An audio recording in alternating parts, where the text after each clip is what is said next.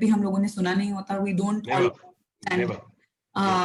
We usually think of art as extracurricular and वो side पे किया जाता है. And then I'll sort of explain and give you some examples on why art-based therapy is one, therapeutic.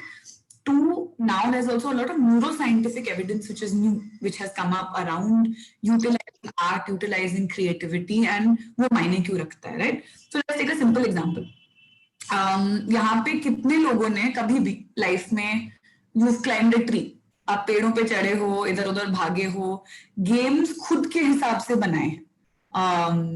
Let's say कुछ games available नहीं थे आपके पास, you didn't have a bat, so and this is a memory of mine कि I think हमारा bat टूट गया, and when I was younger my parents said कि अच्छा तुम लोगों ने तोड़ा अब नहीं मिलेगा, and me and one colony friend of mine said अब क्या करें, you know, they're not giving us another bat and we play cricket.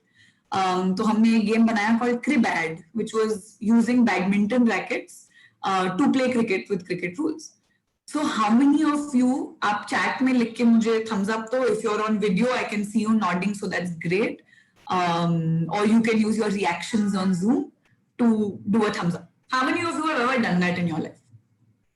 Okay, I can see some thumbs ups. Always enjoy climbing tree. I have climbed the tree, yes. May have not made the bag, but I'm certainly climbed the tree, yes. Okay, so I've got quite a lot of thumbs ups कि कुछ ना कुछ इस variation ने करा है. अब आप मुझे बताओ, how many of you have seen your children or grandchildren be able to do the same thing?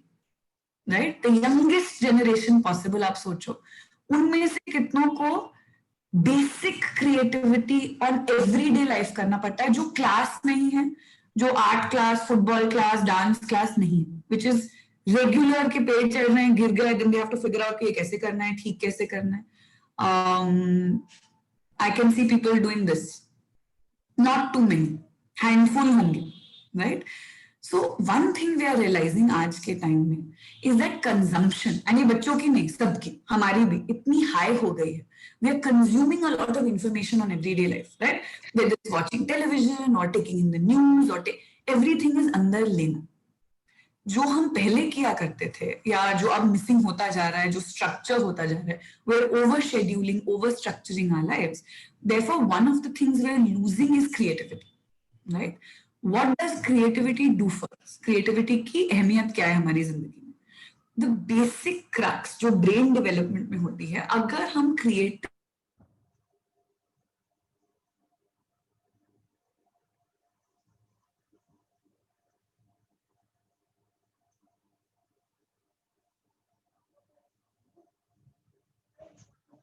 क्यों बेटा? ना मैं कभी परेशान. I'll just manage it.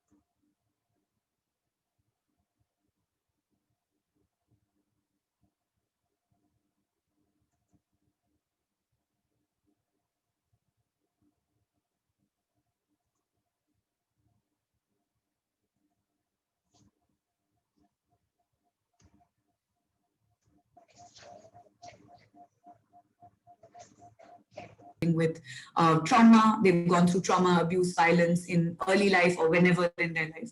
Then you need a trained therapist who has trained in these modalities, who utilizes a combination of principles of art and principles of psychology, right? To develop an intervention plan to work with somebody struggling with a clinical illness. The second is art as therapy.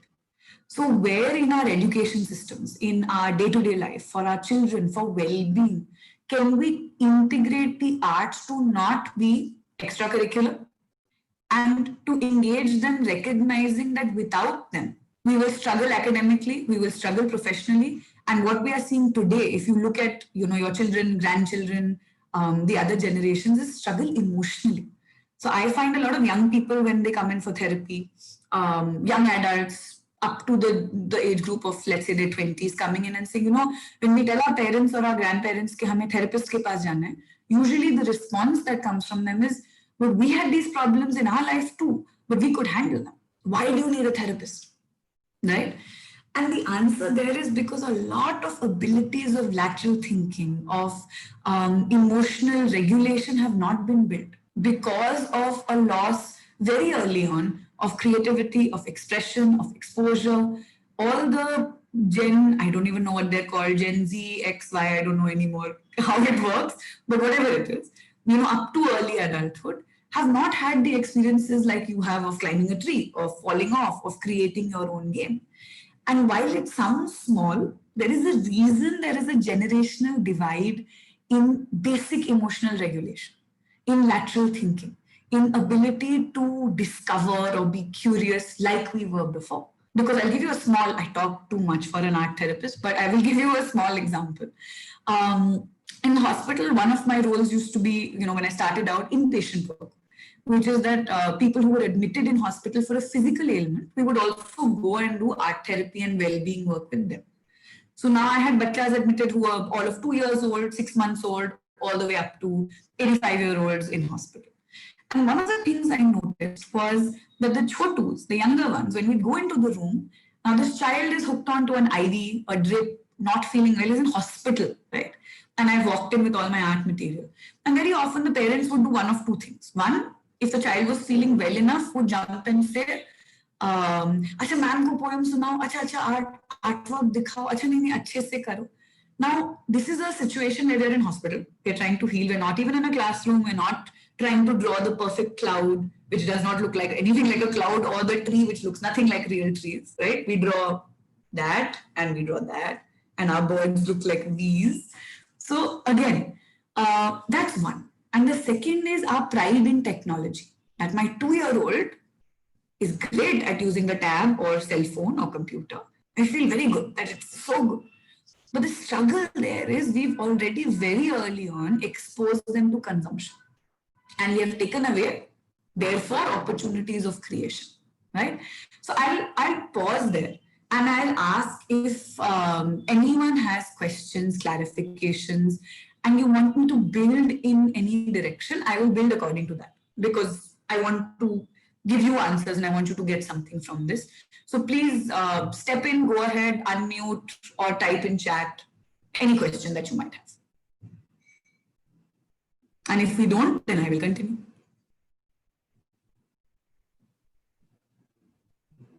Anyone with a question? Not yet. I saw Seema. Seema ma'am seems to have a question. Please go ahead. Gotcha. Good. And go ahead, you have to unmute. I think you're muted. I can see you. What the name? Wait, Seema. can I unmute? A very good evening, everyone. And Miss Aditi, lovely hearing about ABT after a long time.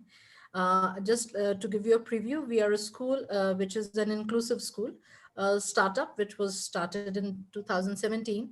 And we have been using ABT with our children. And I must say we have had immensely great results.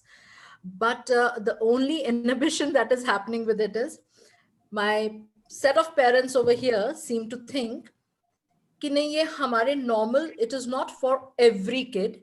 It is only to be used as therapy.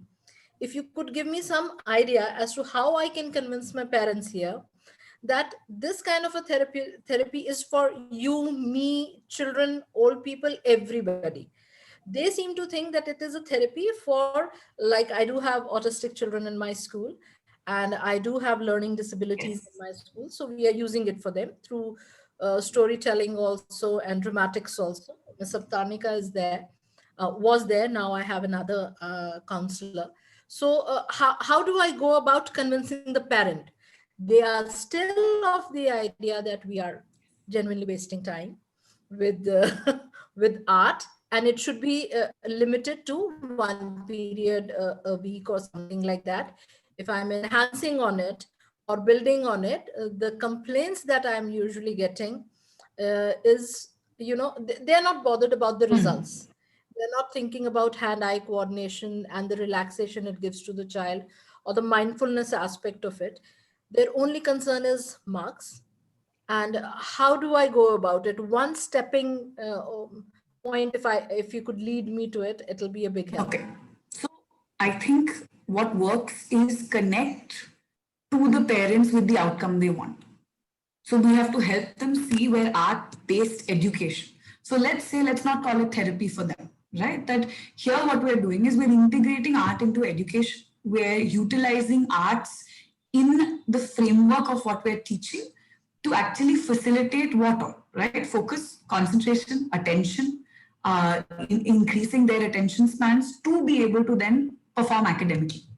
And if we can even, I mean, it would be worth sharing research studies. There's tons of research studies now around the impact neuroscientifically of arts on the brain, on functions of cognition, on functions of emotion. And let's say right now they are not bothered about the emotional aspect because that will come to them when the kids turn 13 and 12, and then there will be crisis around adolescence. But before that, if we're focused on achievement, which yes, unfortunately, and it's not just parents, right? It's societally, there is a lot of pressure on achievement-oriented functioning in all of our lives. It's like if you haven't hit those markers, then who are you or who are we? So I think somewhere also for them connecting the dots, saying that okay, what happens in the brain neurologically, and I won't go into it too much here, but is that when we are being creative, there is a part of our brain which is stimulated, right? Which actually connects both the right and the left hemisphere. And what that does is it allows for emotion and cognition to go hand in hand. Therefore, even really simple things like when I have a crisis while I'm giving an exam. So children these days tend to get more panicky with exams, which means when I sit down for an exam, a lot of us are having blackouts, struggling, panicking, even if we've studied a lot, right? Because what's happening is there's a split between emotion and cognition.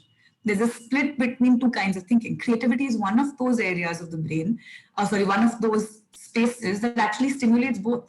So if I put electrodes on your brain and get you to do something creative, you will see both sides light up versus something which is purely cognitive versus something that is only symbolic or in, like clear splits between the two. So I think getting your counselors, and this is for everyone or yourselves, to read up on now the neuroscientific impact of art therapy and connecting that to art therapy in education. And focusing on that more always helps with parents and families who are anxious that are you taking away performance-based time from our child? And the answer is no. So, and a balance, of course. I know it's extremely hard. It's extremely difficult. But I found that as usually a good way where parents are more comfortable, less panicky, and maybe we can give them some outcome markers as we move along. Are there questions in the chat? Yes, I have one which says technology is here to stay. How do we explain to our parents that they do not have to boast about the technical skills of their child? Okay. So boasting is not the issue as much as perhaps trying in this world of technology to help both parents and students and children and all of ourselves understand the perks of technology and the downside, right? So what are the benefits? Look at this. We're being able to do this with right now 118 people on Zoom and, however many other people will log in wherever. We couldn't do it earlier from every part of the country or the world or wherever people are logging in from. So there are many perks of technology. There are also downsides. There's also a huge impact of social media on emotional well-being, of self-worth of a lot of the young adults that are now growing up, and ourselves also. You realize as adults also it's having a toll, it's taking a toll. But where do we draw a boundary is going to be the interesting one. When do we give access? Can we make our youngsters media literate? Can we let them utilize social media or technology for productive, creative purposes also? Because you do have that available. You have some great, so on Zoom, for example, I don't know how many of you are aware of the whiteboard feature, right? So a lot of times when I am now doing sessions of art therapy online, because we're not meeting in person, I actually use the whiteboard feature, which is great. It's a great space for creativity from scratch. And I'll even show it to you. Let me quickly show it to you actually. Oh no, it won't allow it. I think we're too many people. Oh no, it's, sorry. Okay, no, sorry. It's not allowing me to share because I think we're too many people, but you can check it out yourself later. If you go to share screen and you say whiteboard, and a whiteboard actually comes up where you can draw together. So there are also lots of great avenues that can be utilized. The question is, can we create a balance? Because yes, technology is not going anywhere. And yes, there are also great perks of that technology. Just let's not start them off at 2 because farak nahi padta. When they learn at 5 or 10 or 12 also, it will be the same thing. They won't be behind magically. Okay. Can I share some examples where art has influenced teaching with concern to various subjects? Okay, yes, absolutely, I will. Common practices that we can introduce in our school curriculum, that with art-based therapy in education. Okay. So I'll give you a very small example. We've gone to a school who had asked us to do, not an audit, but to again come and see their curriculum and see if art-based therapy can be included or just arts can be included. And we realized one of the easiest ways to do it is also to do it in teaching methodology. So in examples we use, and now I'm not talking as a separate art therapy period or an art period. That is fabulous. That is important. We need it. We should not reduce it as kids grow older. We should increase it, in fact. They need more support as they grow older. Younger children are very free with their art, with their words. Progressively, as adults, as we grow up, we have more filters, right? But in education or in our classes, I remember in this school, one of the things we tried out, which worked like magic, was there was a mathematics class. And, typically, even from my memory of math, a lot of the word-based questions are around, X has so many oranges, Y has so many whatever. So blah, blah, blah, blah, blah. And what is, what's the answer? And this is clearly an example of how my mathematics was never strong because this is my example. What we said was, okay, how about something as simple as you change the language of that question. You change the narrative in mathematics. You make it something that the children are interested in. So you talk about, for the younger ones, Chota Bheem or, Augie and the Cockroaches or whatever they're watching. And you talk about maybe, whatever video games the older ones are playing. That we can't run away from because they are. And when I use that analogy, suddenly we had like light bulbs on, we had children focused, we had them listening, and we had them more excited to answer the question, right? 2, also looking at art-based practice. So increasing things like small group work, increasing things like not projects for submission, but even in class, can we get them to work through something in a symbolic way? So even if I'm doing, and math is a little harder, but also, when they're younger, we do all the abacus and we do symbols and we do images. So, carrying that forward in different ways would be really interesting, right? When we look at other subjects, let's look at the sciences, let's look at social studies, let's look at language, places where you can use narrative, places where you can use exploration, where you can build on curiosity. So if I've got a topic in history or in social studies or in science, can I get them to do mini experiments? Can I get them to do a mini research in class and come up with something together, which is pictorial or, they can cut and paste images. And again, in process as educators or as adults, parents also, the key here is our response. When you are using art methodology, the one thing we always forget is it's not about the art. It's not about good art. So we are not looking at kisne bahut acha kara, who's done really well, right? So our comments when we are doing these mini projects or integrating art into these spaces cannot be, wow, that's beautiful, that's so good, that's so positive. It's around, oh, that's really interesting. Okay, concept is really interesting. This is not our submission for a file or to put up on, the the walls. And honestly, why can't we put it up on walls? That's also an interesting one. Something we're realizing with arts and art processes is that when we make everything about performance, including leisure, we have a problem. And then we don't get to ask why the children are so stressed or why everyone's putting so much pressure. Because even when it's an art project or they tell a story or there's an elocution, there's always first, second, third. There's always, oh, this one we'll put up on the board, whiteboard, and this one we will not. Versus goal kya?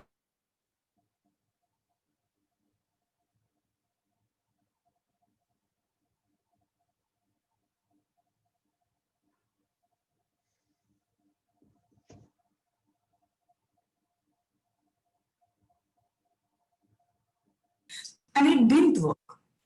And I cried and I howled and I was so excited. I remember going and collecting grass and making a base and doing all these things, and it didn't work. But we couldn't submit it if it didn't work. So then what were all the kids doing? Getting the nearby science project shop uncle to make your projects, which were all fancy and all.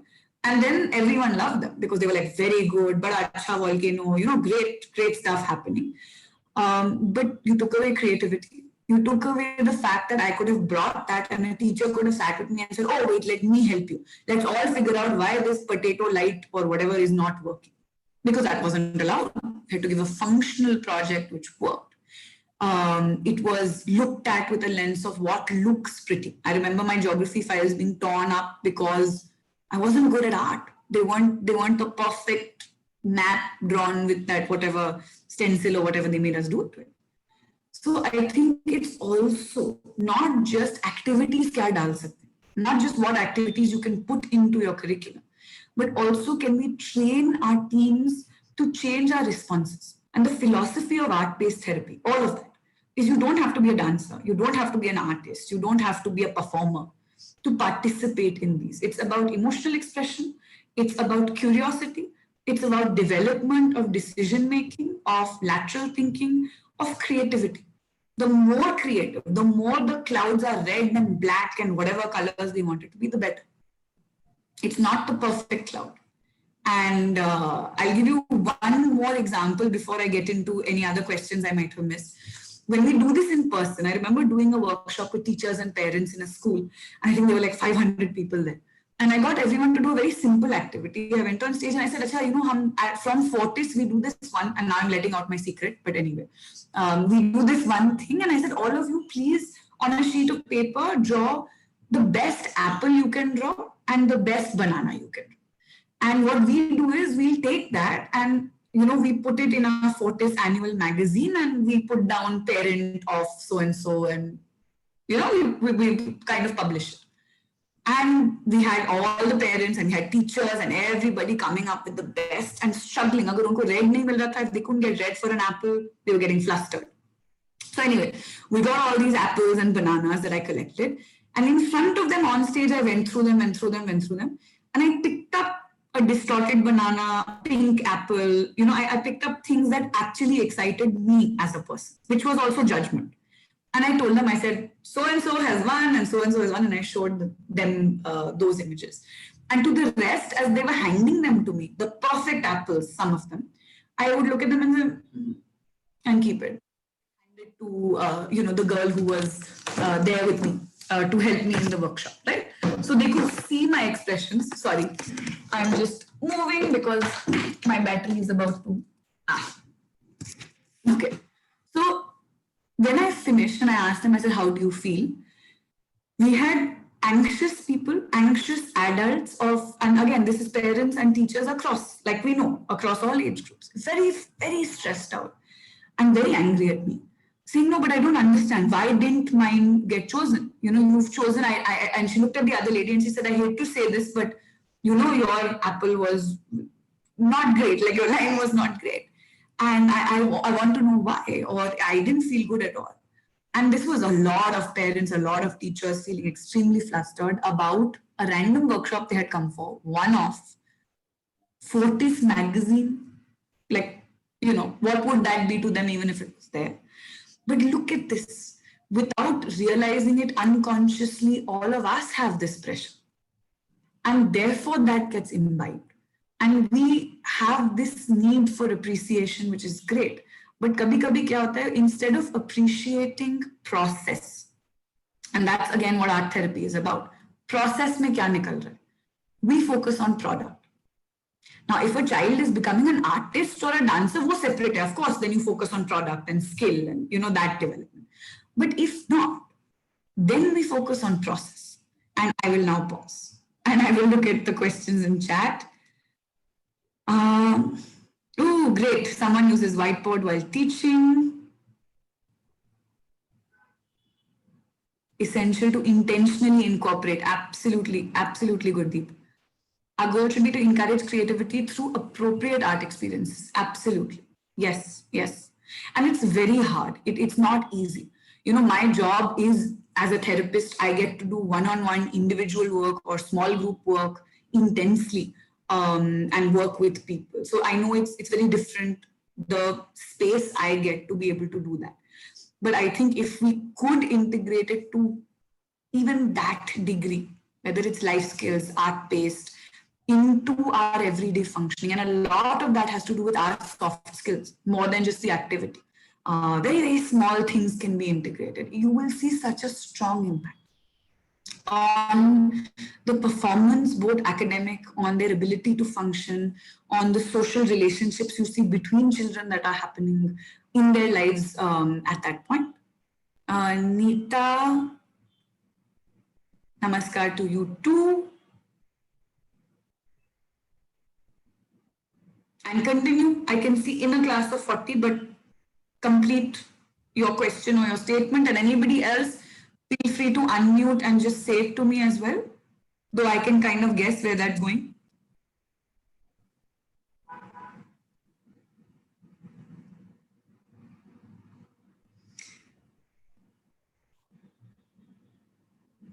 Thank you. Yes, let's hope so. Let's hope so. That's the hope. But I think it's not, it's not young or not young, but I think if everyone can come on board, and I think this is an interesting example. When I go to schools, and some schools manage to get parents to come in for workshops in large numbers, which is rare and fabulous. But when I do a teacher's workshop, somewhere along the way, we get a thing saying, parents need to work on this, or parents need to do this. And when I do a parents workshop, parents will tell me, schools need to work on this, teachers need to work on this. And I think one thing I say to both is always that we all need to work on. All of us need to step up our game, in a sense, to be able to actually reach the kind of impact we're hoping for. And since we're coming closer to World Mental Health Day, let's look at the fact that we are talking about preventive. We are talking about now building a generation of human beings that need to be emotionally more stable, feel better, because if we look at the rise in mental health issues, what's happening? There's a huge escalation. And a lot of it has to do with our lifestyle shifts. And, just generally, when I talk to young children around me and ask them, just give me a sense of schedule kya hai aapka? Ma'am, meko anxiety ho rahi hai, I'm getting stressed, this, that, the other. And one of my first questions is, what is your schedule like? And very typically, it'll be like, I have class from this time to this time, then I have tuition from this time to this time, and then I have this class for playing, or, this class to do this, and everything will be overscheduled. And then how do I not develop anxiety when my life is a timetable? Entire life, my weekends are, everything is a timetable. Then where do I develop falling, crying, being confused, questioning? It's like we don't have that space left anymore to ask those questions. And one of the things with art, coming back to it, is that art actually allows children to work through something. So they might not share with the parent or share with the teacher, and that's okay. Children have their phases that they go through. They're not always going to tell us everything or communicate everything to us. But what art or writing or stories, or you hear their music, right? When we look at music, you have a lot of young people identifying with certain kind, not even young people, everybody, identifying with a certain kind of music that really, they're like, this is our heart song and this really feels right to us. Why? It's called projection. We project onto art. Our defenses fall when we engage in any art form. And at least that way, they are processing their emotions. And I'll give you another example. I'll just look at the question and I'll give you an example of a young, a teenager that I was working with and something very interesting that came up. A small appreciate leaves a long-term impact on the child's mind and can change their attitude towards work, especially mediocre and low performers. Yes. And again, you know, interestingly, the question to ourselves would be mediocre and low performers in what? In mathematics, in English, in Hindi, in science, in language, in art, in dance. And I think that's going to be the question to ask ourselves. For ourselves also, because that's how we see ourselves too. That we have allowed pure subject-based academia to define IQ, to define skill, to define worth. And then the struggles are what? The real struggles are not always academic. Because then we come and we see, but my child or, you know, this child doesn't sit in class. They can't focus. They're rowdy. They're not happy. This child is sad. This child is getting lonely. This child is getting bullied. So the stuff which is actually a problem, and you notice if all these mental health conditions come in, is that a conducive environment where a child can excel academically? Not happening. Right? You think of yourself. Think of your profession or your work, whichever area you're in. If other spaces in your life are completely not happening, let's say you're being bullied by people in your family, you don't have a support system, work, let's say financially is not supportive or some pressure is there constantly, you're feeling like you're underperforming, what else? You don't have time for yourself. What happens to you? Will you be able to give your 100% or will you go into work being like, kaam chala, finish it off, you know, do whatever I need to get over with it. The will, the energy, the excitement, the passion to execute. And then we expect these little humans full of hormones and you know, different things flooding in their heads to be able to structure, focus, and have outcomes, you know. And I think that's a tough one. The second thought I had, as you know, I was seeing the questions, was also another great way to think of integrating art or arts is think of the developmental level. So what is the developmental level of the child? Therefore, what arts do we integrate? What is the need of this developmental age group? So adolescents, so this is your now 6th, 7th, 8th, 9th graders, have a need to be curious, have a need to develop their identity, have a need for autonomy, choice. So, you know, sometimes when I work with children, we give them choice. And we tell educators also that, let's say you need to teach 2 chapters. And your goal is that I need to teach one of these 2 chapters or these 2 chapters in the next 2 weeks or 1 week or whatever it is. We can go in and even within that 1 chapter say, okay, guys, what do you feel like studying first? The biology of a flower or of a human? Right? Let's say very simple, which won't matter in the scheme of things. But the fact that I respected this other human being enough to give them a choice because I understand at their developmental level, making decisions is going to be great for them. You will see a shift in your relationship with them, right? As a parent, as a teacher, as whatever. Now limited to what we can give, considering 40 children, 50 children, 100 children in a classroom, considering we are bound by certain structures, which is absolutely okay. So developmental level becomes important. 3-year-old, what art to use versus 10-year-old versus 15-year-old. Maybe it won't be visual art, maybe it'll be poetry, maybe it'll be metaphor, maybe it'll be giving them 5 minutes at the end of class to write a poem about, I don't know, algebra or whatever we are teaching them. It'll be totally different, but it doesn't take away from our time. It doesn't take away from the academic focus. It allows them a space to process. Appreciation, giving opportunity with trust works. As many opportunities as possible should be provided. After providing any such learning experience, it's important to give them time to reflect, express, discuss, and share. Yes. Because the more worth it and confident children feel, the better they feel. And if one area of their life is allowed to define them, something we are seeing more and more is increase in children diagnosed with depression, in suicidal ideation, in actual attempts at suicide that are increasing exponentially. And, you know, somewhere we have to step back and say, what's going on? What do we need to change? What has changed? What has changed from our time to today that is not allowing them this space? And it's not to blame them because they've not built technologies come from here. The generations that have developed everything and have given access are not them. They are taking access and learning in what environment we are providing. So sometimes they're like, "Tum logon ke paas bahut hai. You all have access. You all have a lot." But the question is, but they weren't born with saying we will create technology and we are going to use social media. So really, we need to step back and say, okay, yes, we are accurate on that point, but what do we do about it? Because blaming them doesn't help because it's really not something that they've chosen for them to happen. Okay.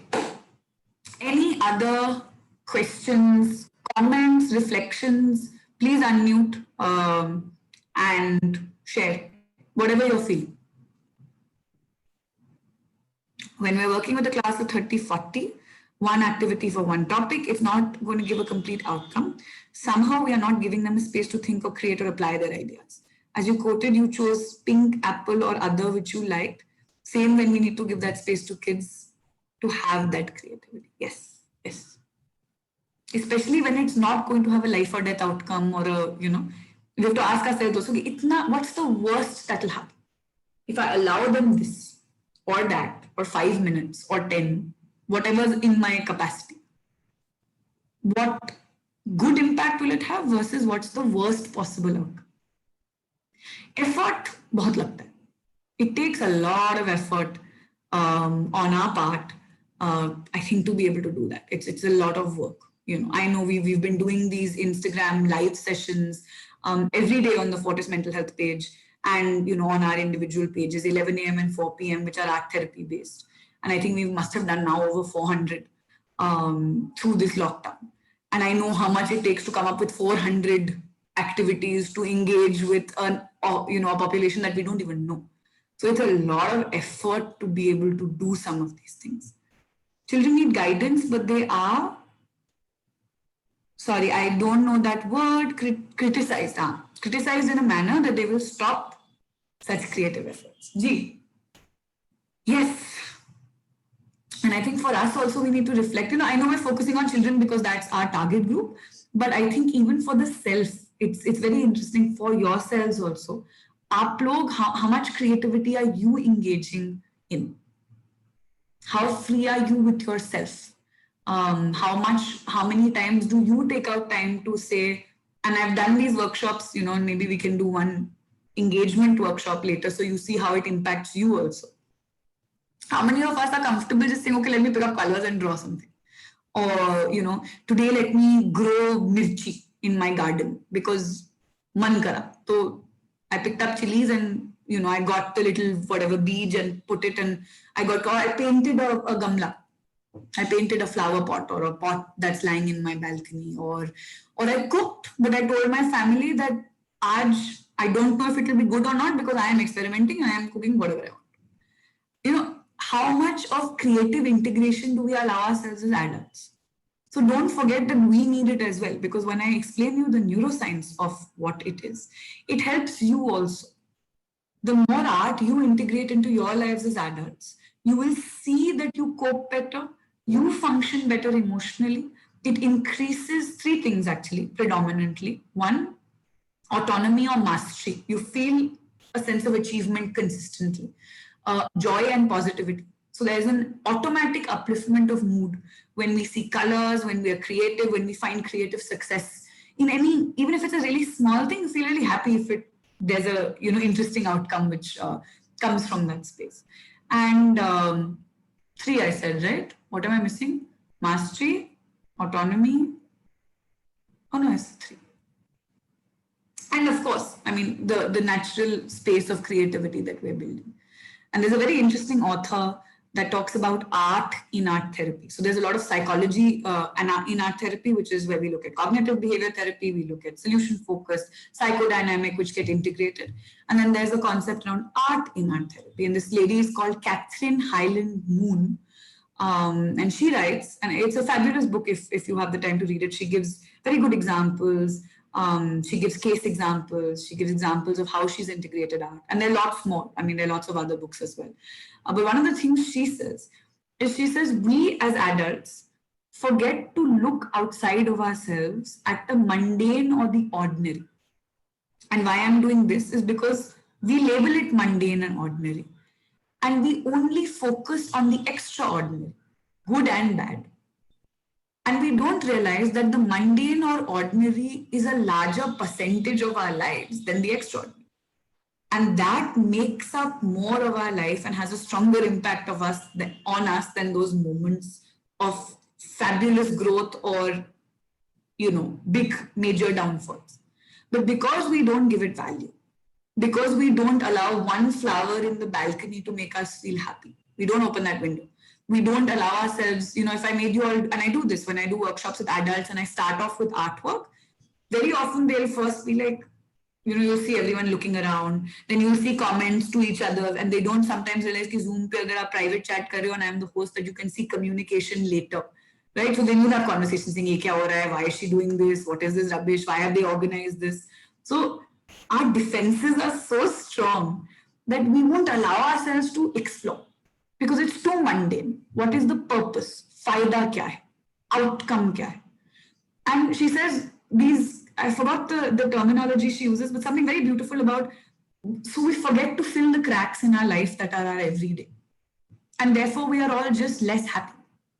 And I think it's one of the most brilliant things I've heard in the recent past, that we forget our everyday chotu things, small things. And we call them small, but really they are bigger than the big things, because the big things come. Scary things, illnesses, pandemic, crisis, those big moments, positivity, 10th grade result, all that is one time. But what about everything else? So it says, find the art in everything mundane and ordinary. And in my mind, we should stop calling it ordinary. I think we need to change our verbalization. And then those around you, children, family, will start to see it and will start to imbibe because they mirror us, right? One of the key things we learn about young children and their development in developmental psychology is that they mirror.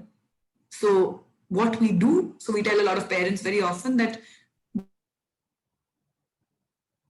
so if you don't want them to talk on the phone while doing exercise, please don't talk on the phone while driving or while, if you don't want them to shout, don't shout at each other, don't yell, don't scream, don't use certain words.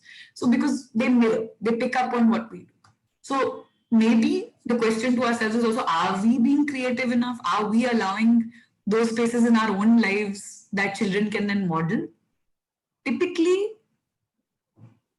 because hum bade hain, we're older, we are adults, there are boundaries that have been built for us or that we build for ourselves, I don't know. Okay, I'm going to pause and read. More questions? Anyone can quickly have a show of hand and then we can let you know. Yes, I think we're coming to the end of, are we giving time and space to ourselves? How do you get children to practice art and creativity? So I think I partly answered that and I can continue to reflect on that. Where do we see art and craft? Its usage with kids in the next 10 years when technology, robots and apps will take over. The question is, will we let them take over? Or can we find a balance? And that's really going to be our challenge. That nothing will take over if we can find a balance. And I think, it's funny, a lot of the young people are burning out. So I'm very surprised by the amount of young people that I'm telling you about these lives that are logging in for these lives to sit and do artwork and to do writing. And they're just realizing, I think with the lockdown also more and more, that how many games can they play? They're out of television shows. They've burned through all of them. So now a lot of realization for themselves is also coming, but avenues have to be created. So we can say, don't watch TV or phone only for itne ghante or these many hours. But then it's also something where we have to create an avenue saying, okay, but then this is what you can do. You can paint your wall, or we'll stick lots of chart paper and you can paint the chart paper on your wall. Or, give them that access, give them that space, because we can't take away but not also teach an alternative because they have not learned it before this. So I think balance. I think Miss Neeta, you were raising your hand, if I'm correct.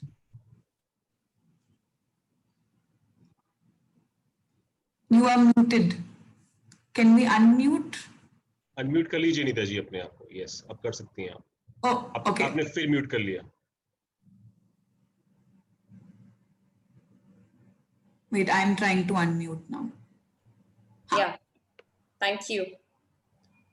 Thank you, everyone. It's a great session every day, Mr. Gaurav. I don't need to repeat those words, but I still repeat that.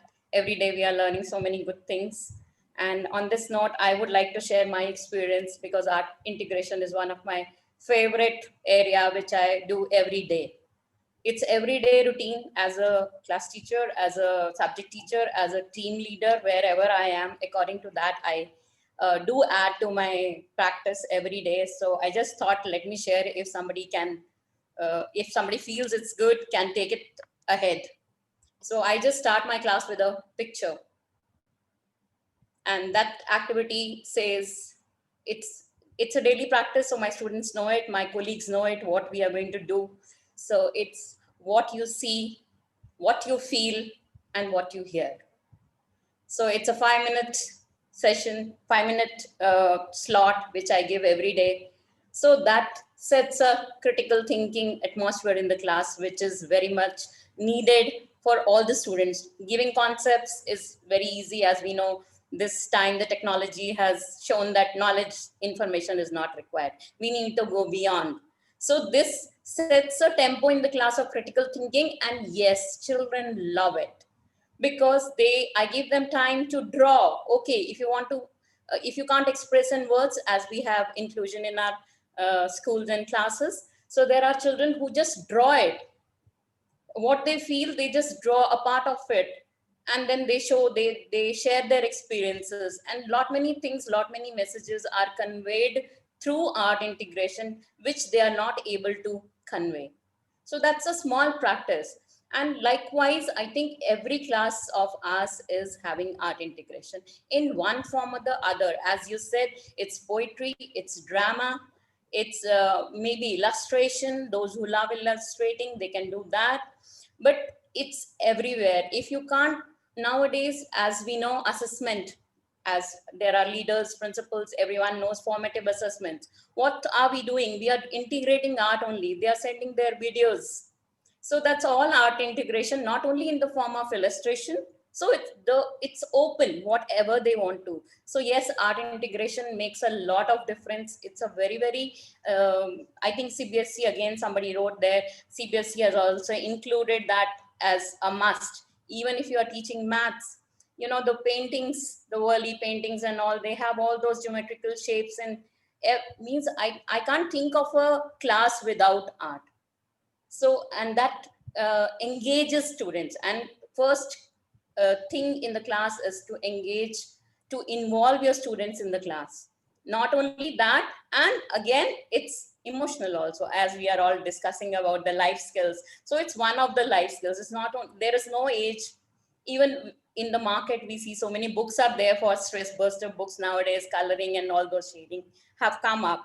So I think art integration is very easy. It's just that we need to think of it, how we can bring it to our class. It's the mentor's job, it's the leader's job, it's the teacher's job, wherever it, whichever position you are, you need to bring it to your area in whatever. See, when we have PDs, we show them videos to the staff.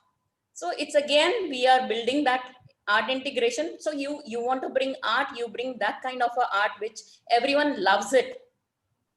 And definitely that will bring happiness to the class. And when happiness is there, smiles are there, so our emotional self-esteem, everything is built up. Absolutely. Thank you so much. And you know, I'm going to switch tracks and also say that what about, not switch really, I was talking about it before, but also self-care and also caring for our teachers and our colleagues. And, you know, how do we remind ourselves that it's 1 in 5 people that are struggling with a mental illness today or with a mental health issue today? Not just young people, all people.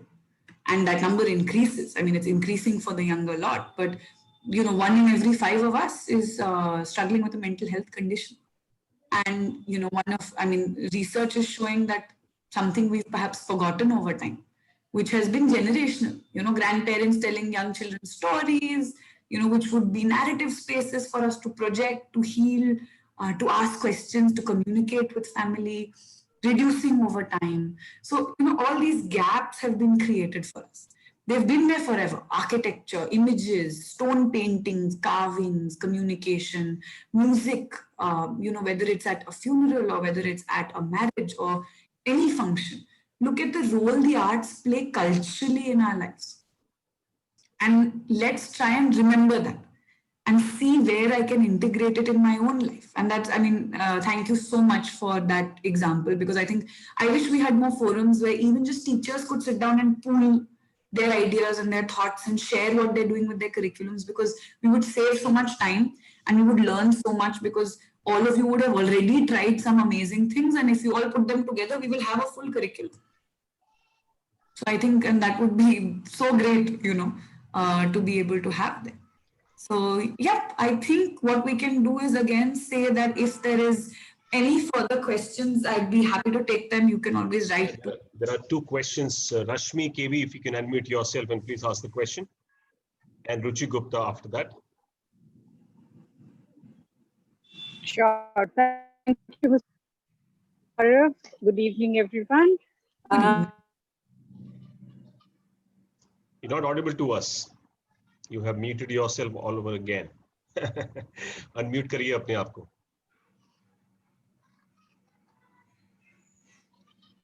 Try it again.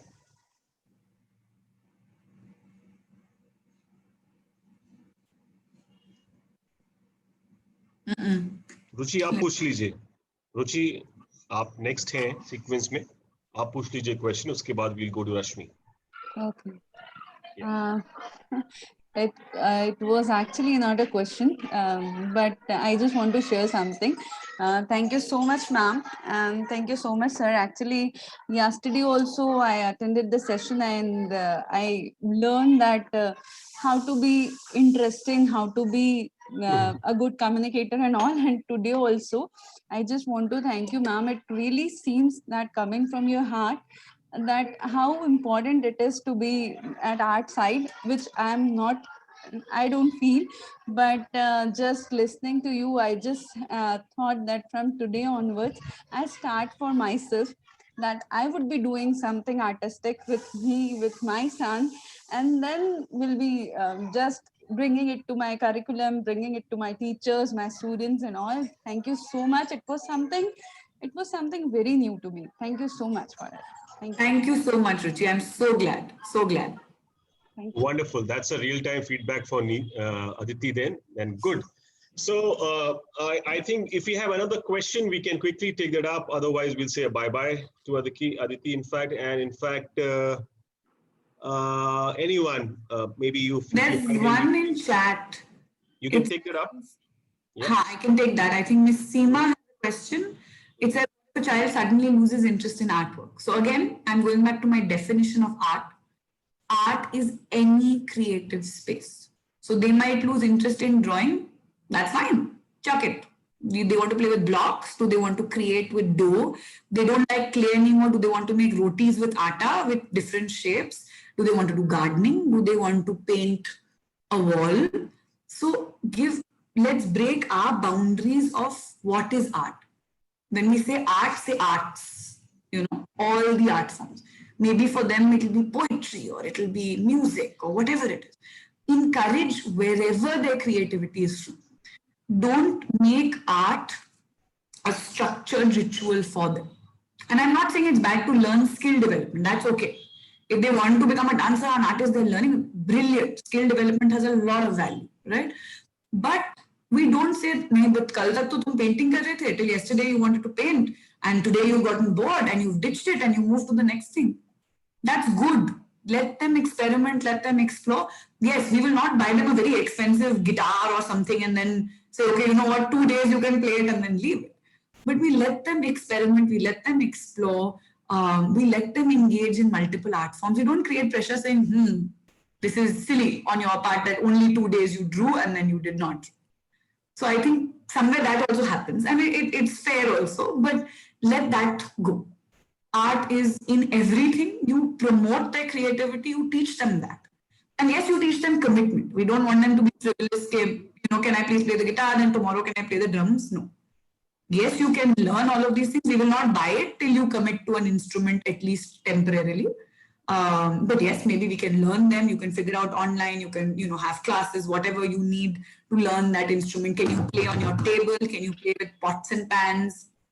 How do we push them, right? So I think that would be, in a nutshell, my answer. And okay, I think we're good. If there are further questions later, if you are on social media or you are on email, you can always reach out on our email address or social media handle, which if you want, I can put in the chat. And we'll be happy to answer, further questions that anyone might have. Would you like me to put that in? Yeah. Rashmi, since you are back, you want to ask the question? Yeah, I hope I am audible now. Yeah, because yeah, you're I'm trying audible to unmute myself, but all right, thank you. So this is Rashmi Kaushal Daveda. Thanks, Gaurav, for these wonderful questions, and thanks for the wonderful input that we are listening. Simply is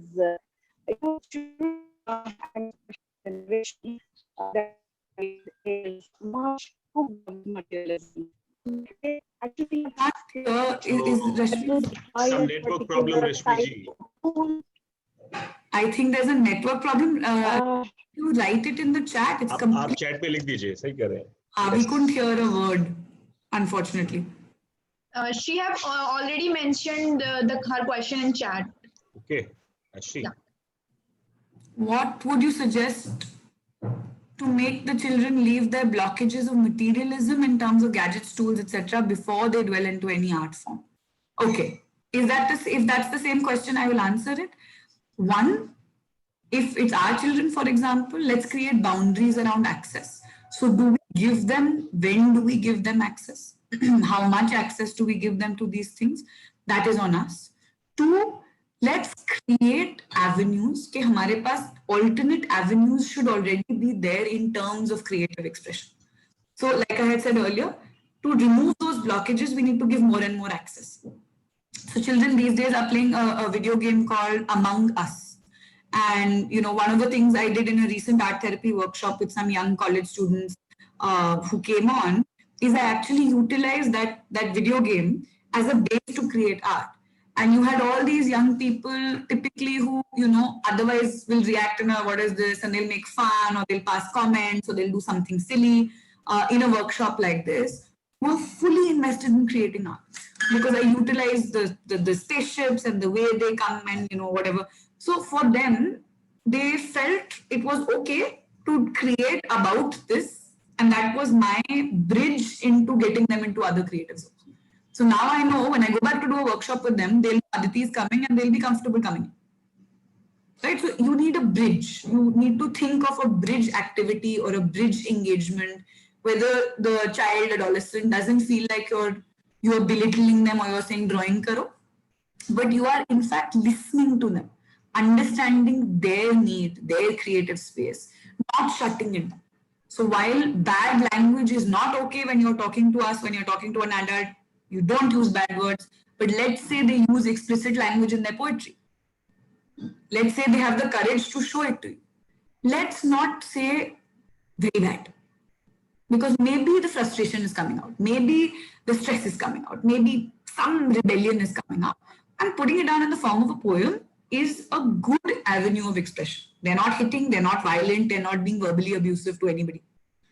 So how do we as parents also draw those boundaries and bridge for them where they are also comfortable and then they are happier to share? That, because a lot of times I'll have these kids come in and say, I am telling you, but don't tell my mother I've written this, or don't tell my father I've written this, because, I'll get yelled at, and naturally. But then as parents, of course, we have to assert that, yes, you will not say this, but can you draw it? Why not? So I think bridge would be my answer, essentially, to that. Can we come up with bridge activities to allow them that space? Because we can't take away technology entirely. However, we have to make art as exciting as technology, which it really can be. Okay, So I think I will close and also be running into my next session.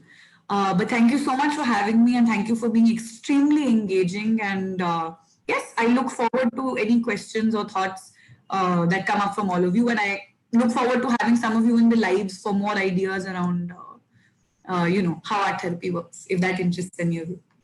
Yeah, thank you, Aditi. Thank you very much. Great session, absolutely. And I'm sure everyone who joined in got the valuable inputs. You were young, you were energetic, and more than that, very relevant, I would say, right? I'm father to you young daughters. I think I should certainly give them more experiences, which is climbing the tree, first thing to be done. The rest is all which will fall in place, I would say. Okay, thank you very Lovely. much. Thank you so much. Bye-bye. Bye. See you.